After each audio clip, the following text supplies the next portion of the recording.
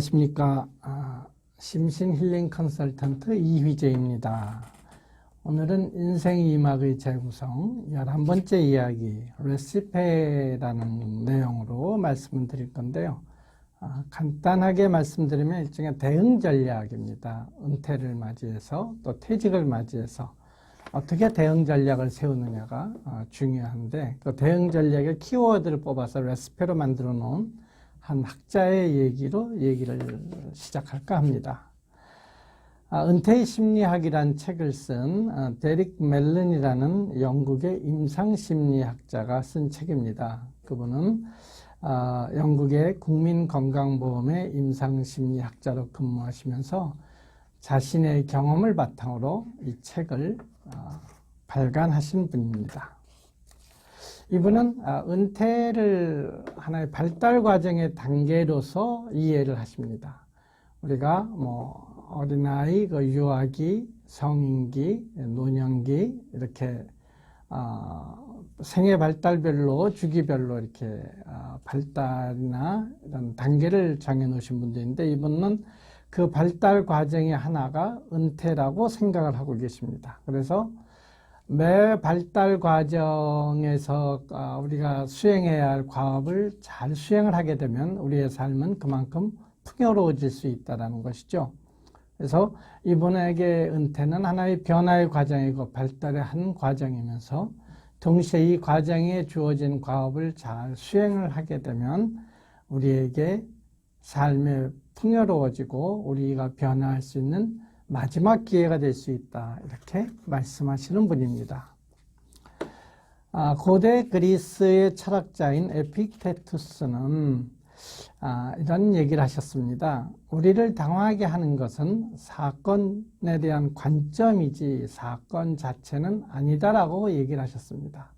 즉, 어떤 상황이 발발했을 때 그 상황을 바라보는 관점에 따라서 우리의 대처 방법이 달라진다는 거죠. 은퇴라는 상황을 맞이해도, 똑같은 은퇴라는 상황을 맞이해서도 어떤 분은 적극적으로 변화를 시도하시는가 하면, 어떤 분은 조금은 사회적으로 철수를 하면서 스스로 점점 더 사회와 괴리감을 느끼는 분도 계실 겁니다. 이것은 그분들이 주어지는 환경도 문제의 상황 요인이 되겠지만, 그것보다는 은퇴나 퇴직을 어떻게 생각하느냐의 관점에 따라서 그에 따른 대응 전략이 다르게 나올 수 있다는 말씀입니다. 여러분께서 잘 아시는 다윈이라는 그 진화론자는 이런 말씀을 하셨습니다. 생존하는 종은 가장 강한 종도 아니고 가장 지적인 종도 아니다. 다만 변화에 가장 잘 반응하는 종이다. 변화에 어떻게 대처하느냐가 결국 우리가 좀 더 생존을 하고 삶을 풍요롭게 살 수 있느냐 아니냐를 결정한다는 겁니다. 이 얘기는 좀 전에 말씀드렸던 에픽테투스의 말씀과도 일맥상통한다고 볼 수가 있습니다. 그래서 이 작가는 대응 전략에서 가장 중요한 것은 스스로 자기 자신이 은퇴를 했다라는 것을 알아차리고 자기 자각을 한 다음에 열린 마음으로 어떻게 효율적으로 대처할 것인가 라고 생각을 하게 되면 창조적인 행동에 대한 의지가 나오게 되고, 그에 따른 적절한 목표를 설정할 수 있다고 말씀하십니다. 그래서 효율적이고 적절하게 성숙한 대응 전략을 발전시키는 것이 상당히 중요하다고 말씀하셨습니다. 그러면서 그 대응 전략을 6가지로 잡았는데, 이것이 바로 레시페가 됩니다. 영어의 앞에 있는 그 글자를 따서 레시페가 되는데, 첫째, R을 뜻하는 자원은 가정적이고 심리적이고 경제적이고 사회적인 자신의 자원을 한번 살펴보는 것입니다.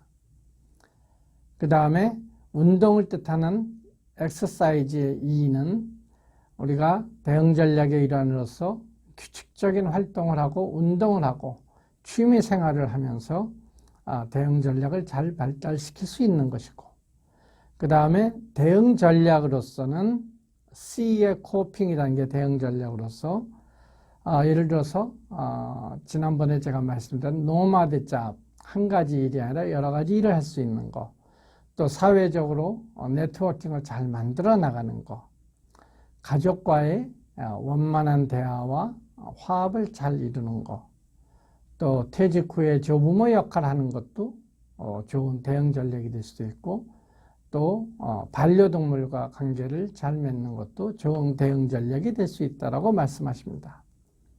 그리고 I의 뜻하는 지적 활동으로서는 SNS 활동 또는 신문을 보거나 독서를 하거나 자서전 쓰기 같은 꾸준한 지적 활동을 계속하는 것이 중요하다고 얘기하셨습니다. 그리고 목적을 뜻하는 P가 있는데 어떤 자신의 삶의 가치와 의미를 추구하고 내면의 성찰을 통해서 자기 삶의 의미를 추구할 수 있는 목적을 잡아 나가는 것이 중요하고, 또 마지막으로 우리는 사회적인 동물이기에 인게이지먼트의 참여를 뜻하는 사회 참여로서 사회 봉사와 종교 활동을 하는 이런 6가지 전략을 얘기하셨습니다. 자원, 운동, 대응 전략, 지적 활동, 목적, 사회 참여, 이런 6가지의 대응 전략을 말씀하셨는데, 여러분 스스로도 이런 레시피를 적어놓고 여러분이 활용할 수 있는 것이 자원에는 어떤 것이 있고, 운동과 대응 전략은 어떤 일을 할 수 있고, 지적 활동과 목적, 사회 참여는 어떤 것이 될 수 있는지 한번 정리해 보시는 것도 좋지 않을까라고 생각을 해봅니다. 또 하나 이분께서 좋은 그 대응 전략으로 SOC라고 상실에 창의적으로 대처하는 방식을 말씀하셨는데, S는 목표를 설정하는 것을 뜻하고, O는 그 성장을 최대화시킬 수 있고, C는 상실에 대응하는 이런 앞에 약자를 써서 SOC라고 말씀을 하셨습니다. 그래서 하나 예를 들었는데, 피아니스트로 아서 루빈스타인이라는 분이 계시답니다. 이분이 연세 들어가시면서 빠른 곡을 예전처럼 빠르게 연주하시기가 어려워지시자 목표 설정으로 곡을 좀 더 예전처럼 많은 곡을 하는 게 아니라 약간 곡의 폭을 좀 줄여서 적은 곡을 선정하고, 성장을 최대화하기 위해서 이 곡에 대한 연습을 아주 많이 하셨고, 그 다음에 속도 빠른 것을 따라가지 못하기 때문에 느린 부분을 더 천천히 연주하여서 빠른 부분이 예전처럼 빠른 감으로 느껴질 수 있도록 이런 3가지 전략을 짜셨다고 합니다. 이거는 상당히 의미 있는 전략인 것 같습니다. 저 같은 경우도 예를 들어서 밤 늦은 시간까지 상담이 있는 날은 제가 점심 식사 이후에는 1시간 정도 자고 상담실로 가서 상담을 하고 제 체력을 관리하고 집중력을 높일 수 있게 제 관리를 하면서 지내고 있고, 상담도 하루에 3케이스 이상 하지 않도록 나름대로 정리를 해놓고 있습니다. 각자 자신의 능력과 신체적인 능력, 환경 또는 자신이 갖고 있는 전문성을 나이 들어가면서 조금씩 축소되는 것에 대해서 각자 주어진 일을 자신에 맞게 이런 전략을 짜고 활동하는 것은 중요한 일이 될 수 있다고 생각이 듭니다. 이렇게 대응 전략을 잘 발달시키면 캐나다의 심리학자인 반두라는 이런 대응 전략의 발달로 인해서 자기 효능감이 발달할 수 있다고 하셨습니다. 자기 효능감이란 어떤 상황에서도 적절한 행동을 할 수 있다는 자신에 대한 믿음과 기대와 신념입니다. 적절한 행동을 할 수 있다는 믿음이 있다면 좀 더 자신감 있게 생활을 할 수가 있겠죠. 이런 자기 효능감의 발달과 동시에 우리나라의 그 김주환 교수님께서는 회복 탄력성을 말씀하셨습니다. 대응 전략을 잘 발달시키게 되면 회복 탄력성이 발달하게 되는데, 회복 탄력성이란 크고 작은 다양한 역경과 시련과 실패에 대한 인식을 도약의 발판으로 삼아 더 높이 뛰어오르는 마음의 근력을 의미한다고 할 수 있다. 즉 우리에게 주어진 공경이나 역경과 힘든 것을 그것으로 인해서 매몰되는 게 아니라 하나의 도약의 발판으로 삼을 수 있는 힘을 키워낼 수 있다는 거죠.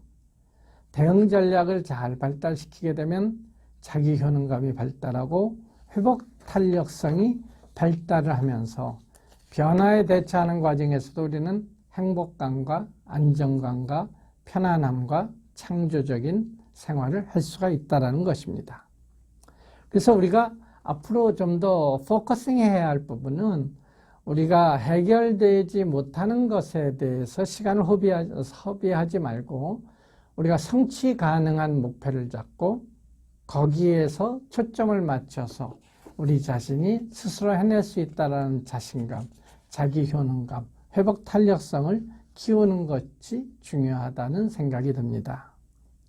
그래서 결국 타인과 외부 상황의 변화에는 우리가 할 수 있는 것이 아니고 자기 스스로 자신의 변화와 주어진 상황을 바라보는 관점의 변화를 통해서 우리는 어떤 환경에서도 삶의 활력을 갖고 살 수 있다고 생각을 하게 됩니다.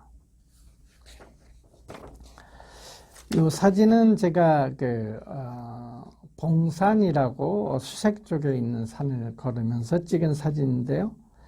왼쪽 길로 가게 되면은 봉수대 쪽으로 가는 길이고 오른쪽 길로 가다 보면은 시내 나가는 길 이렇게 기로에 서 있는 부분을 찍은 사진입니다. 길을 가다 보면 많은 기로를 만나게 됩니다. 어느 길로 갈 것인지, 나의 목표가 어딘지에 따라서 어떤 길을 선택하는지 결정을 하게 되겠죠. 우리는 어떤 상황에서도 매 순간 선택을 하면서 살게 됩니다. 어떤 선택을 할지의 그 결정권은 자신에게 있습니다. 봉수대까지 올라가서 정상을 올라갔다는 어떤 행복을 만끽할 수 있는 선택을 할 수도 있고 아니면 피곤해서 일찍 내려가서 시내에 내려가서 휴식을 취할 수 있는 선택을 할 수도 있습니다. 우리의 삶은 결국 매 순간 선택의 과정으로 이루어져 있지 않을까, 늘 기로에 서 있지 않을까. 이제 우리가 은퇴와 퇴직 후에 우리의 삶 역시 어떤 방향으로 어떻게 가느냐에 따라서 기로에 서 있게 되는 것 같습니다.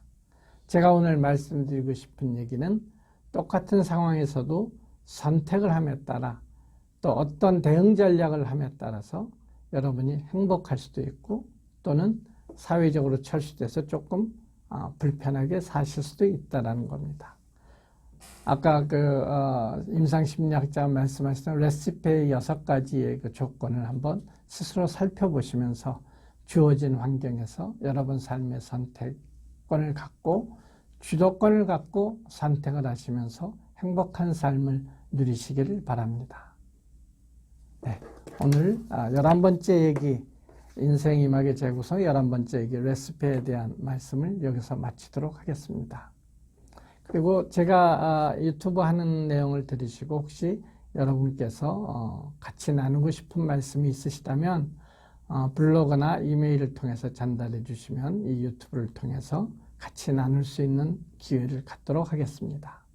네, 오늘 얘기 여기서 마치도록 하겠습니다. 감사합니다.